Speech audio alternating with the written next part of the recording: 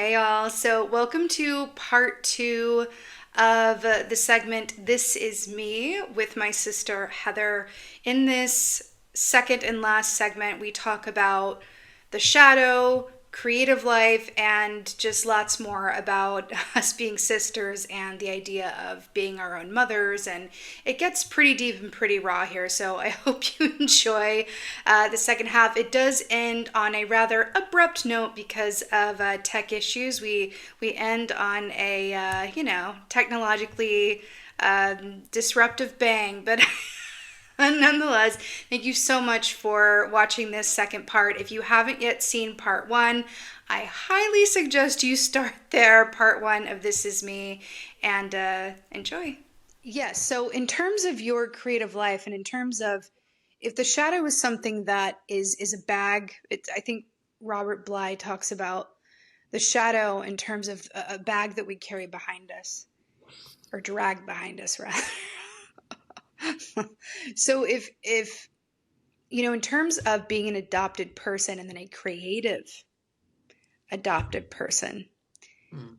how do you think or does it how is your shadow informed in terms of what might be in that bag for you that affects your relationship to your own creativity and putting yourself out there as a creative person and taking the risks required as a creative person?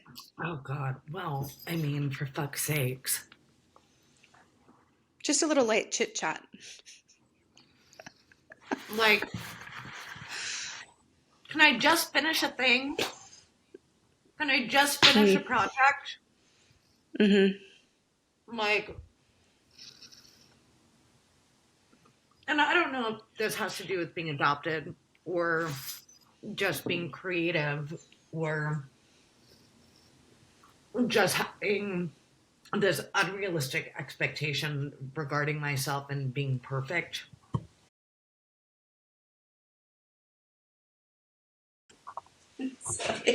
Talking about the shadow, and then I'm like Mm-hmm. encased in darkness.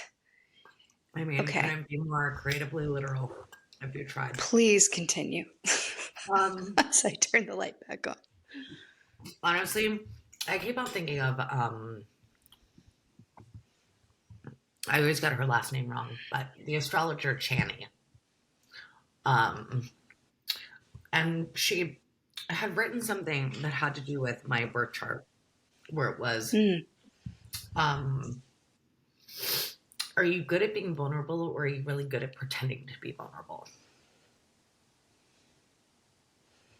And I think on one hand, I'm really great at being vulnerable. I think that um, whether it's being so hyper aware of my surroundings that I'm just so present and focused and just with you. Mm. Um, and with that, I think that I learned a lot very early on about masking and masking well, and my work was the one place that I felt safe to share my feelings. And so now, as an adult, who barely feels like an adult. I feel like these last 2 years I'm kind of like, it's that thing of like shit or get off the pot. And Mm. it's not even shit or get off the pot. It's really, I was talking with a friend of mine, um, Jerica, who Oh, um, yes. you were both at my wedding. And, you know, I was telling her about, just my kid is no longer allowed to be an actor. I've given her woodworking. That like literally like building stairs, building fucking shelves. Like my kid Sure. gets woodworking, which Mm. now leaves me, the adult, with my art and puts me in a very different space that feels incredibly foreign. And I've been thinking about this a lot in terms of,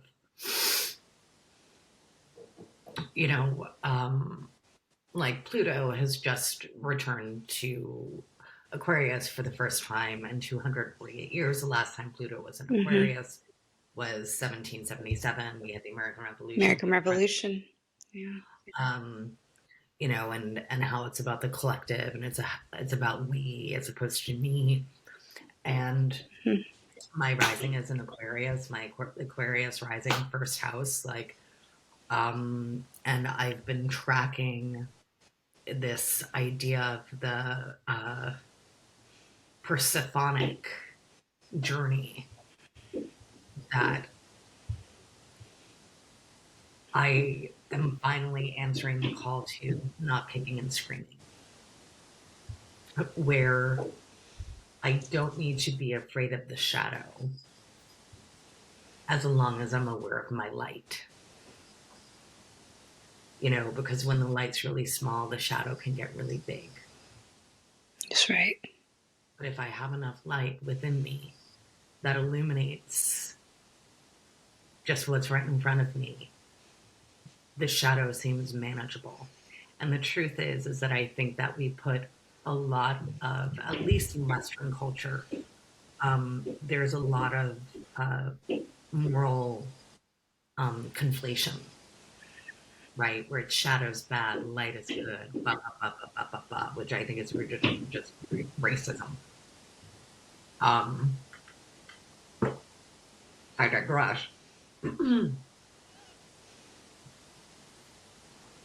But, or more importantly, and I'm seeing that for the first time in my life, really fucking truly, I'm willing to meet my own hectate, my own Sekhmet, my own every single thing that I've historically felt was ugly about me, whether it be my um, neediness, my insecurity, my grandiosity, my pride, whatever it is. And that those things are neither quote unquote good or bad. They just are. And if my role as the artist is to bear witness to the truth or my perspective and perception of said truth, then that means that I need to hold space for that truth within myself. And we learn as actors to never judge the characters that you're playing. You can be playing the most monstrous character, but you've got to find that bit of humanity in said character in order to, even if they're considered quote unquote inhumane. Like I think of Philip Seymour Hoffman's character in Happiness. Like Oh, like what a how do you movie. yeah, but like how do you humanize there was like that other movie too, I can't think of the actor, but it's like how do you humanize a pedophile? How do you humanize Dylan, I knew who you're talking about. Yeah. Yeah, Dylan yeah. Baker? Dylan Baker. Yes, thank you. Yes. Yes. But like how do you do that? And so I find myself now coming into this space where the journey that I am on as an artist, as a human being, of going into my own proverbial underworld, is that nobody else can take that journey for me. Only I can. And I don't have to trust. I'm not even thinking about making it out to the other side yet, you know, because I don't know if I will. I think that's kind of the point. In the space of because I literally will think of like physically being pulled down into the earth. Yeah. Not anytime I don't have control, I panic. Like I am a neurotic. I am a control freak. That very that wears the veil of easy come, easy go. But really, truly, at the end of the day, you know, the things that I need to be certainly I need to be certainly. Um, and just kind of getting comfortable with the uncomfortable, and that for me now is my writing, and what it is Mm, that I am writing. And um strangely or not strangely enough, it's um a play that's loosely based on my experience of meeting our birth mom, right. and all that goes with that. And I think part of the shadow work is just getting to admit and acknowledge that you have a shadow and that it's Mm, okay. There's nothing wrong with that. And B, taking ownership of that. Because if you take ownership of your shadow, you're taking ownership of your light, and you're taking autonomy. Like, this is my journey, this is my story. No one else can say this but me. No one else can think the thoughts that I have but me. Nobody else can write what I'm writing because no one else has had that lived experience. And that's not to say that the experience that I've had um, is so dissimilar from others. I think that part of what makes the artist is that we know that we are one tiny shard of glass in a reflective sea of millions of others of shards of glass. And that all we really do, like, my greatest role is that of mirror. So I don't know if that answered your fucking question, because it's I'm no longer afraid of the shadow work. I'm no longer afraid of my own inner monster.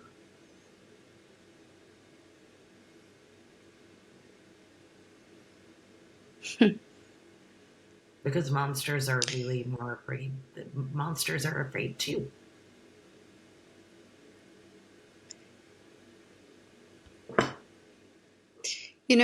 it's interesting because when you talk about Persephone, I think about Orpheus and I think about not just going into the lower world or the underworld and, but coming back out again. Mm. And that I knew, you're saying, I don't know if I ever will. And it's an interesting one because I think for me, and this is only something that I suspect.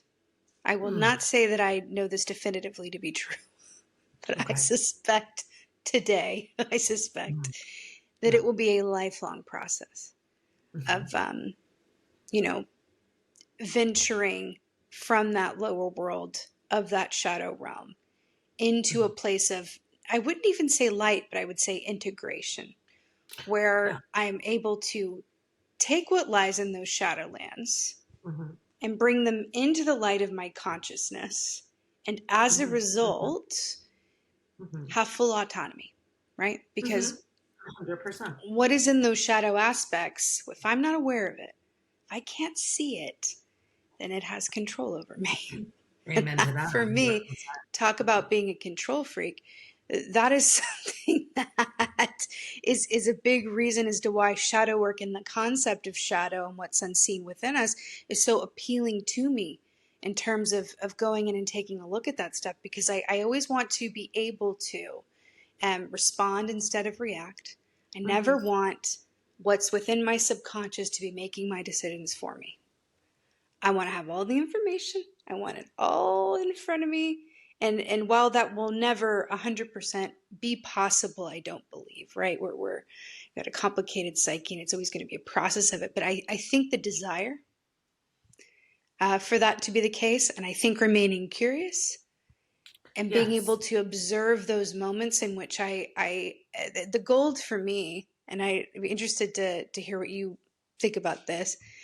The gold for me is those moments where I find myself reacting and I think to myself, I thought I healed that. Oh, I thought that I was over that. Oh, that's interesting. You know, those are the golden moments where I go, oh, right, right. That was only a layer of the onion. Thank you for revealing that there's more. That used to really, really, really, really upset me. And I do think it's an aspect of perfectionism and going, but I healed that. It's done. I can check it off in a book and it'll never bother me or get in my way Yes. again. Yes. Um, but I think, looking at those as opportunities for, understanding of self discovery, and that integration that I'm talking about, it's really being willing to pop over into curiosity as opposed to judgment. Because within curiosity, every door is open. Yeah. So And all here's the potential. thing though. Well, here's the thing though with curiosity. I think you first have to feel safe enough to be able to meet curiosity, Sure. and from and they talk about like curiosity killed the cat. There are all these things that rail us against being curious, being inquisitive, Oh, being, it's looked at as nosy, it's looked at as being precocious, it's looked at as all of yes. these things. And Yeah. and I my curiosity has gotten me into a lot of trouble. And it has remained, one of my biggest superpowers, Yeah. and really, I think that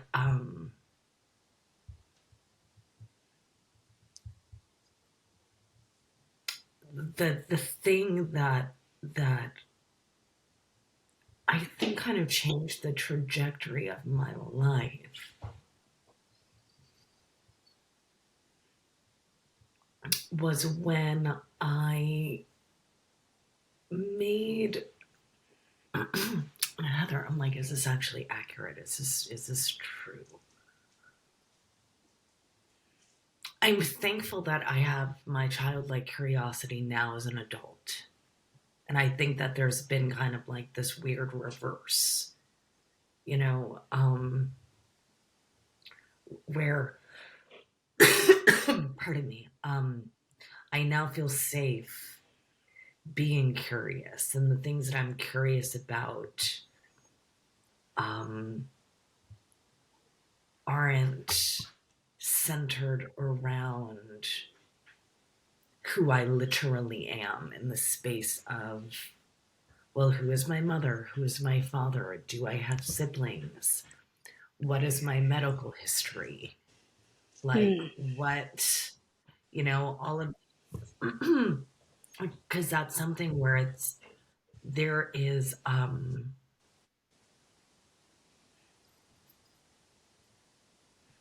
when you're, my, an acquaintance of mine talks about this, who's a fellow adoptee, and she talks about that adoptees start out with, it's like having a book that starts at chapter 2 as opposed to chapter 1.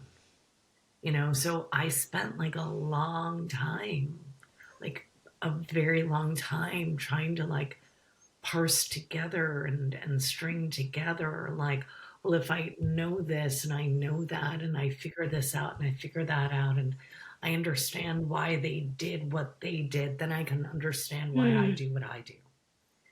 And I can understand who I am because I grew up not knowing who I was, which I think also was like another reason that I loved being an actor, because I can be anyone. I can play anyone. I don't know who I am. Literally. Like, I literally don't know who I am. I know that I'm not biologically related to these people. And so I would see people with blue eyes and dark hair, and are we related? Like, like, are you my mother? Are you my mother? Are you my mother?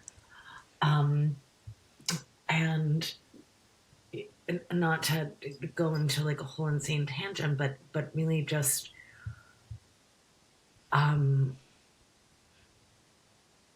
I'm I'm thankful that I I'm thankful that my mental health journey has taken me where it's taken me and allowed me to start doing subconscious work with my subconscious and the shadow and getting to see the truth that I'm no worse than anybody and I'm no better than anyone else. And that my journey is my business and your journey is your business. And um, at the end of the day, I wish you well.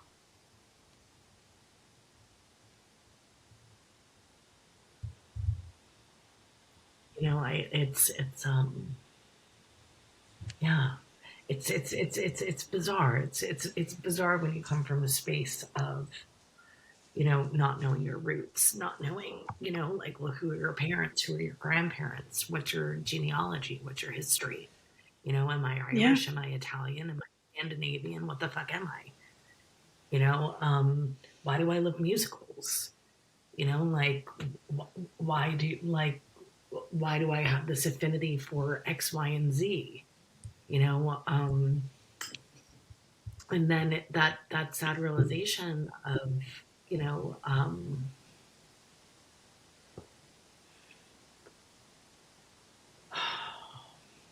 those answers don't bring you anywhere closer.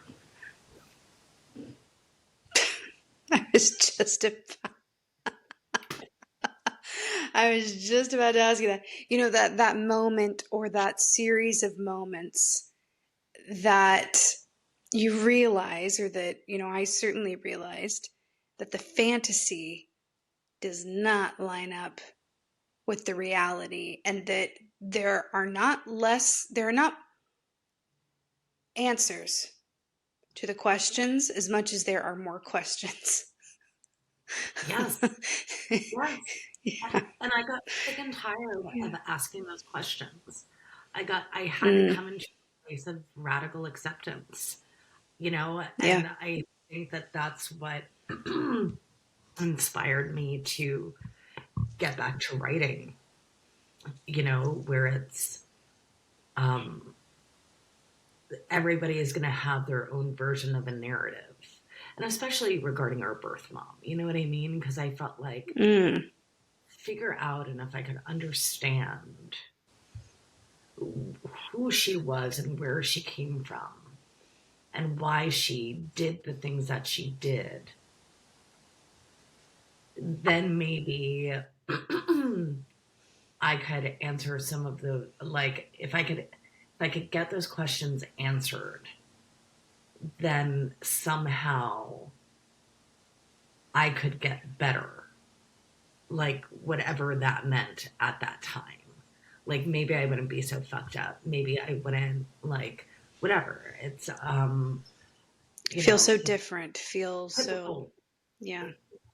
And and everybody like first of all, like, you know, um our aunt, your adoptive mother was certainly not very helpful, and going to other members of that family was not very helpful,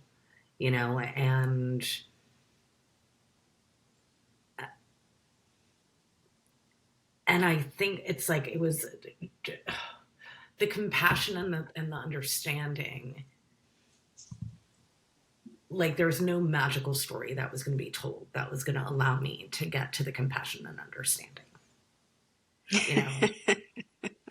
And because like that's the thing too, right? Because it's like I've been so focused on her Yeah. because thinking that like, well, if I can, it's like trying to grasp at the wind, Yeah. like trying to contain the wind. It's containing something that cannot be contained. And because for me, it really had, and it took, I mean, honestly, like, and again, like, I feel like I need to put a preface on this. Like, this just worked for me. I don't think it's for everybody, but it worked for me. But, um, and I look at it as medicine, but working with psychedelics really changed my perspective on a lot. Because I had had this idea my whole entire life that there must have been something so inherently wrong with me Mm. that she chose to leave. And it wasn't because I Yeah. wasn't given up at birth. I was 2 years old and I was found in a fucking locked closet.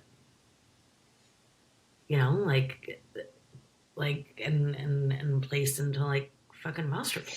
Like and it was, and I never once had the thought like what was wrong with her. It was because What's wrong with me? it's a child's thought, and that thought went with me into quote unquote adulthood, which is a fucking lie into itself. Like, because I was still carrying around this child's narrative. And as I got older, it became my mission to um, help my child with that narrative. And if I could figure out the reasons why, then I could make my child feel better. And I could show her that she wasn't in the wrong, that it wasn't her fault. But there was such a grip on this thing that um, because it's and I think if I'm being very honest, I think part of my shadow work has had to do with my kid. Oh, yeah. And Yeah. by that I mean,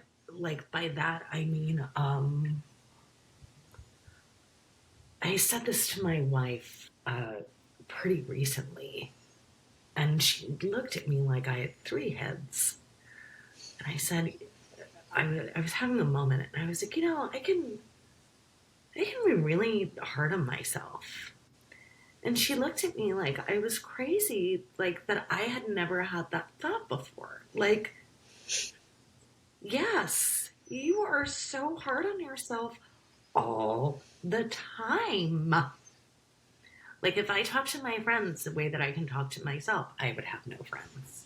I would have Right. no friends.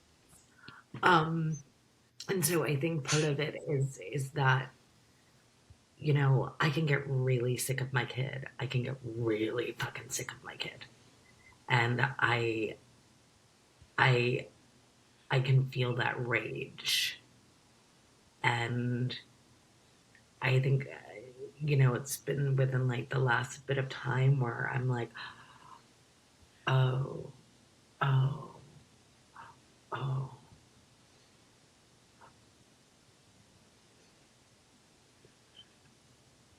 and there's like a new level of compassion and understanding that I have for our birth mom. Mm. Like, and I think that she actually did the most loving thing she could have possibly done.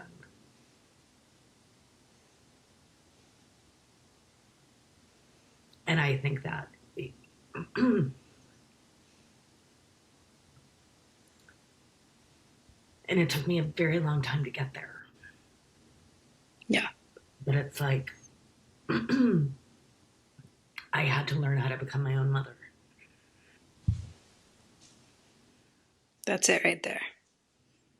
That's it right there. And I think that, a lot of adopted people resonate with that and feel that way because if you think about it, we weren't just separated. from our birth mother, but we were raised by, adoptive mothers who did not show us the kind of maternal love that, we needed and that we deserved. And we were, in a way, you can look at it as we were in a prime position to Mm. learn how to be our own mothers. Mm. And, as a result of doing so, Mm. create a inner port that, we can return to whenever it's stormy, which for me has been heartbreaking, Mm. right?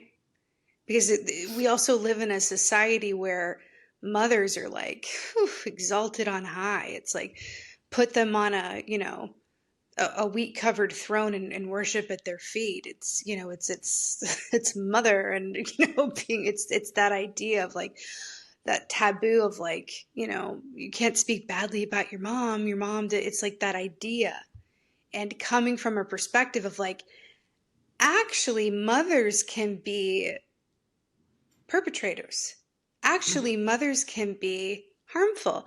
Actually, mothers can be someone that we need to be saved from. Yes. It's Yes. an interesting one, and and going like, well, you know what?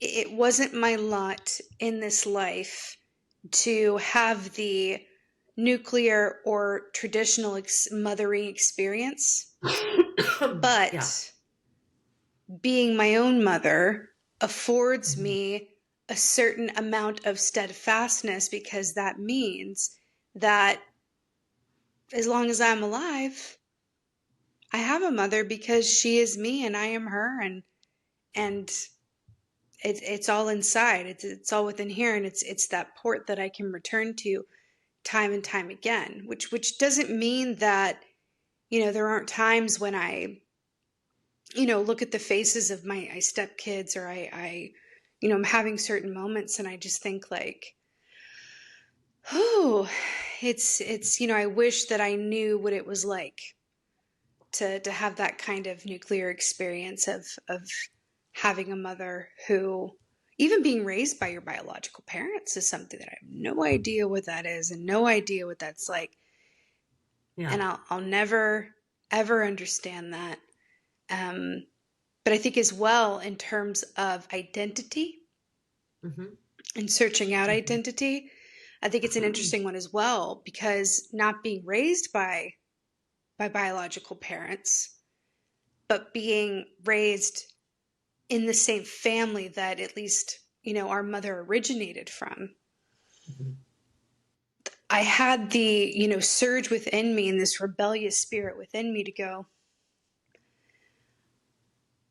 I think that this is not my pack. I don't buy into anything that you're selling. I don't feel any sense of connection or Hmm. loyalty, or I do not identify with any of you in any way, Hmm. because I hold you by the standard of your actions and how you treat me and how you Hmm. treat each other. Hmm. There's no blood is thicker than water, to me, is one of the biggest ruses I think there is. I think it's such a Oh, load of oh, wait. nonsense. But do you know the full quote? That full quote? No, tell me. Okay, hold on. The first appearance of the quote can be related to Reynard the Fox, the medieval cycle of fables by the German author Heinrich den Glitzrisritter. Sorry. Um, um, so let me. Oh God, I like. I really. I'm. Okay, Elizabeth. I'm so annoyed. I'm so annoyed by this. I am so annoyed by this. I really, I really am so annoyed. I just want the full fucking quote. That's all I want. I just want the full fucking quote.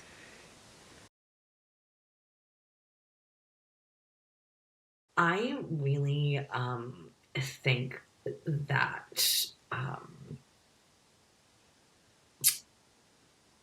AI is going to kill us all. Okay, the full quote. Um, the blood of the covenant is thicker than than the water of the womb. So blood is thicker than water, meaning just I don't fucking know. It doesn't mean what people think it means. That's all I'm saying. Well, that concept, though, at least how it was weaponized for me growing up, was this idea of, you know,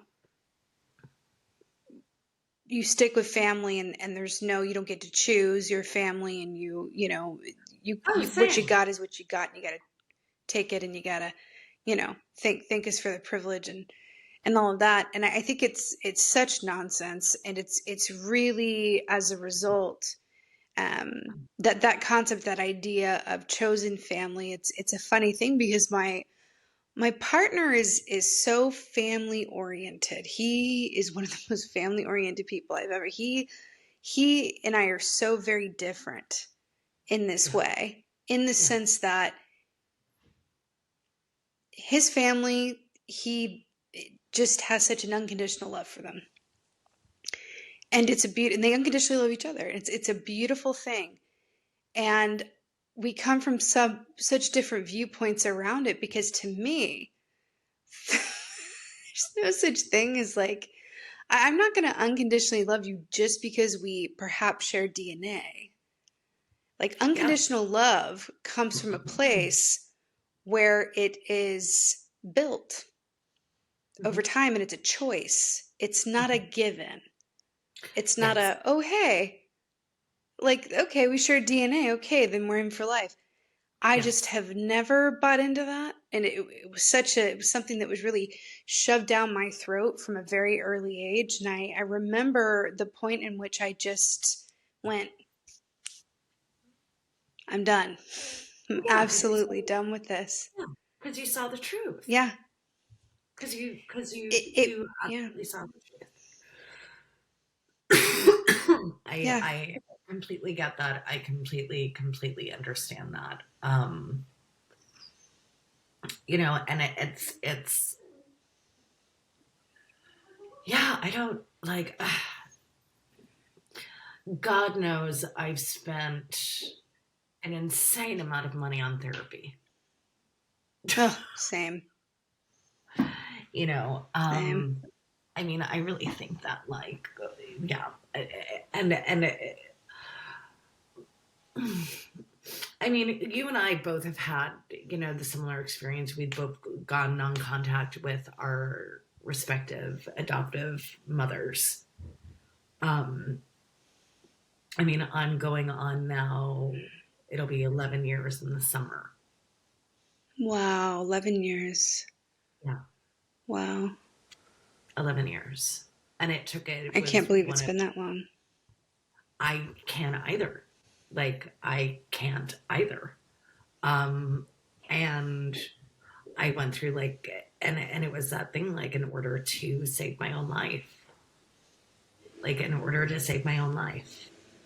I needed to make that choice because that enmeshment, it was incredibly unhealthy and incredibly toxic, and I think of, I kind of sort of, what's her name from Lost in Yonkers, the Neil Eugene Simon play. O'Neill? Or Neil Eugene Simon. O'Neill. Neil Simon. Yeah. Yeah, Yeah. Lost in Yonkers. Yeah. The Ant, Yes. and like I Yes. feel like I would have ended up to a certain degree being like that, you know, um, where yeah, uh, and I think also like that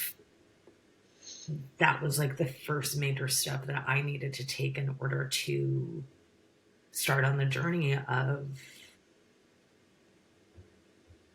what is it for me to be my own mother? Because I had a therapist, like when I had my therapist, even before I went no contact, I remember them telling me you're going to have to learn how to be your own mother. And I found that so Mm. reprehensible and so incredibly unfair. Like, so Yeah. incredibly unfair. Because it was like, I've already lost one mother, you know, like how many Yeah. times do I have to do that? And really just was like, this isn't right. Like, fuck Yeah. this. And I was so fucking Yes. resentful. I was so resentful. And the truth is, I was the most resentful of my kid. I was most resentful of, like, why do, why do I have to bear responsibility? Why do I have to do this? Why do I have to, like your incessant, like, meh, meh, meh, meh, just like, I was cruel. I was cruel.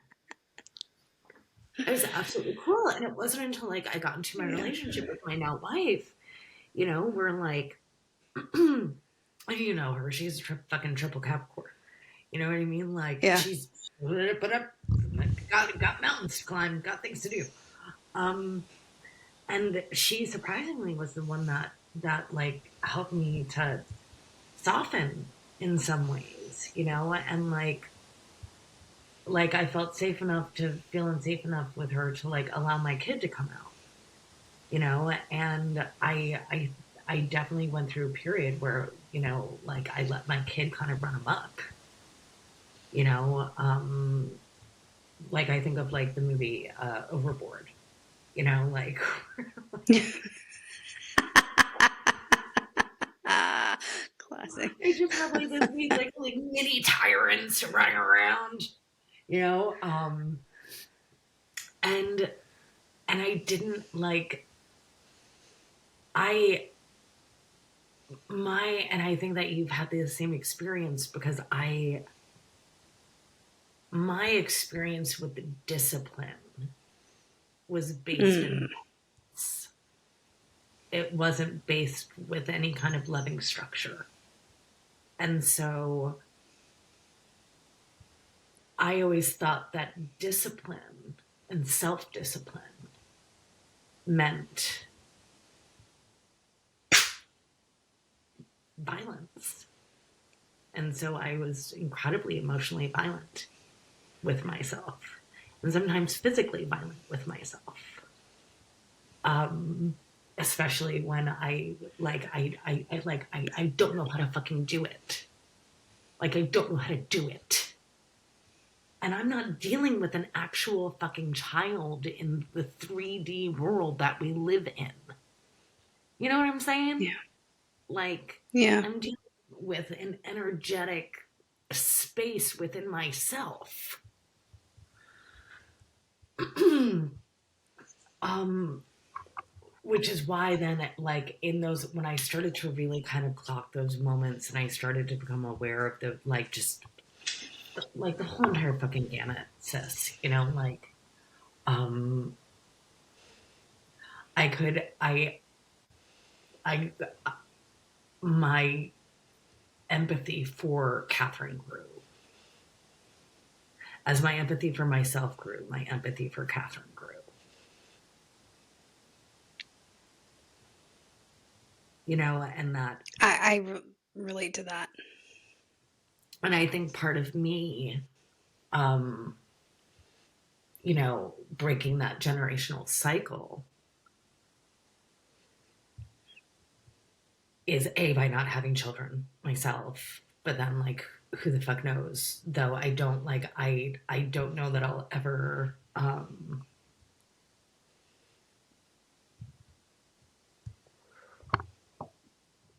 who the fuck knows? Time will tell. You know, like whatever. As of now, today, absolutely not.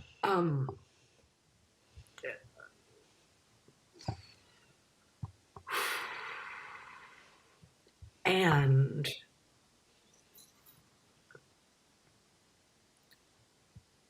there are certain lines that I now know not to cross. And there are certain lines that are non-negotiable for me. And I had to learn the boundaries of myself, and I had to continually play the edge, as it were, within my own healing and within my own shadow work to find out what that was for me and uh, what was no longer acceptable and or tolerable. And that really had to do with discipline and emotional violence.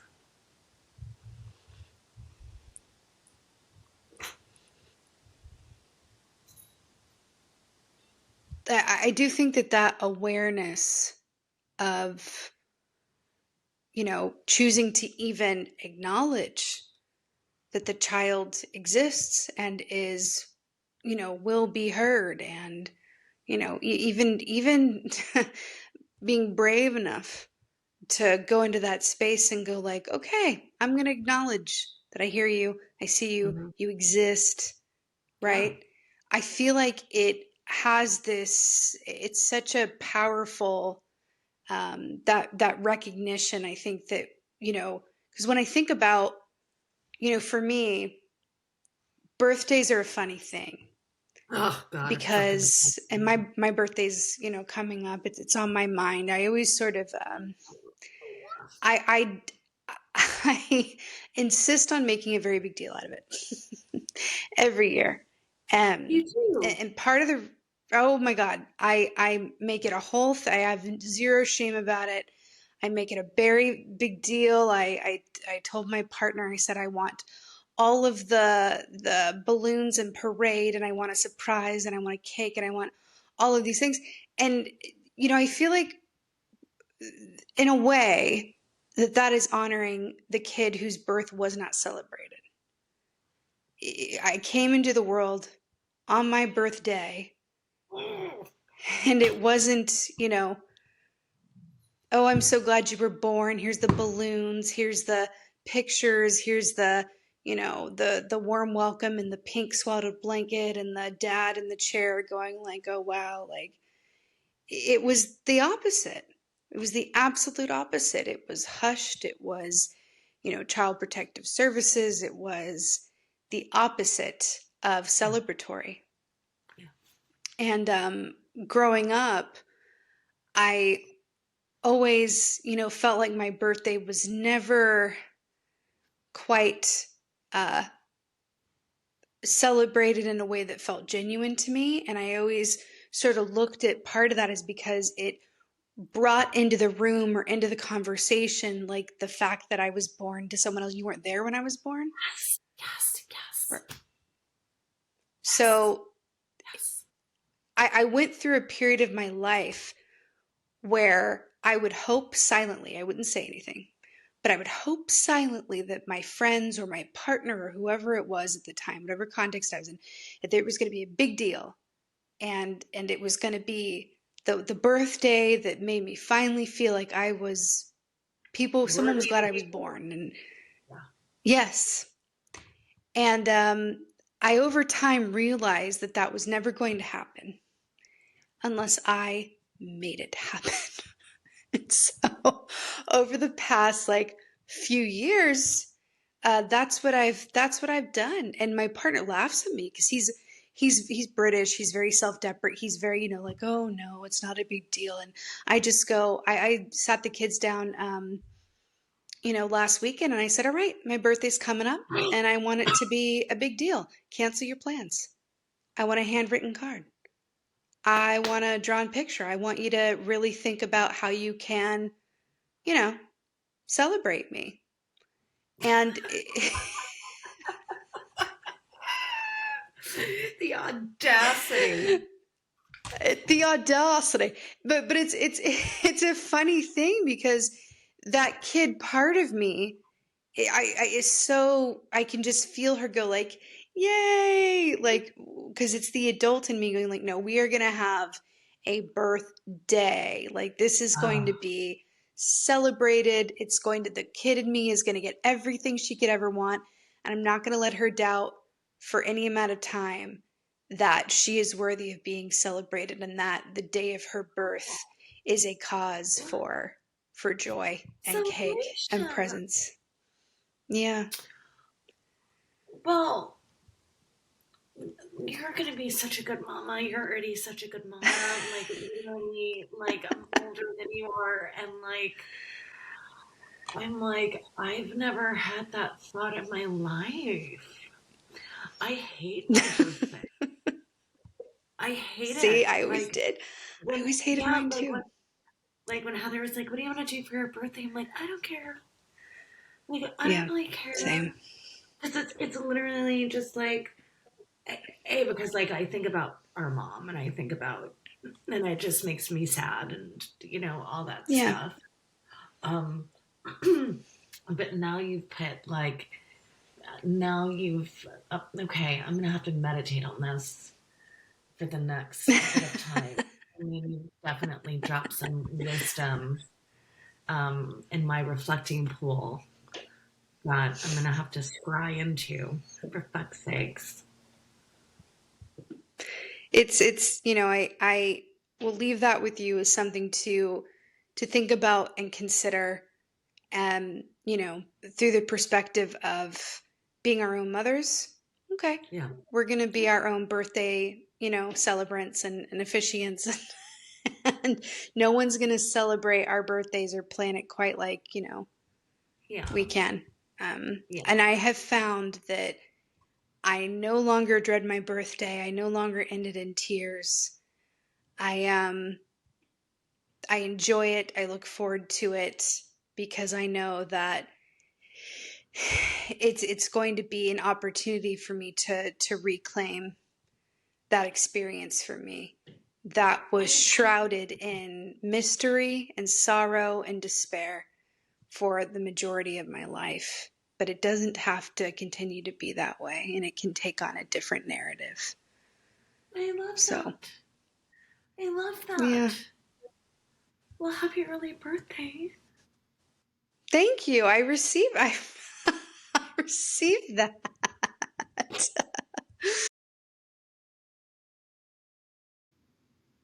Bye. So, on a final audio note from me, I firstly want to thank my wonderful big sister Heather for doing this interview series with me. It was such a joy connecting with you, and I just so appreciate your willingness to be candid and open and unapologetically you. That is the standard that you've always shown me, and I love you so much for it. So, thank you so much for being here, and thank you to all of you who have watched this series in its entirety. It means so much to me to be able to bring you guys all closer to me with this series of This Is Me. I'm excited to bring even more interviews and more series your way. And I just thank you all so much for being part of this journey. Heather and I both would love for you to reach out and say hello in the comments. We'd love to hear about what resonated with you, what we talked about. Do you relate to any and or all what we talked about? We just love hearing from you. And lastly, thank you for all of your patience around the just abundance of technical difficulties that I experienced during my first time up to bat doing anything like this. So just thank you for your patience. And again, thank you guys so much for being here. And lastly, and as always, thank you for being you. And be well until next time.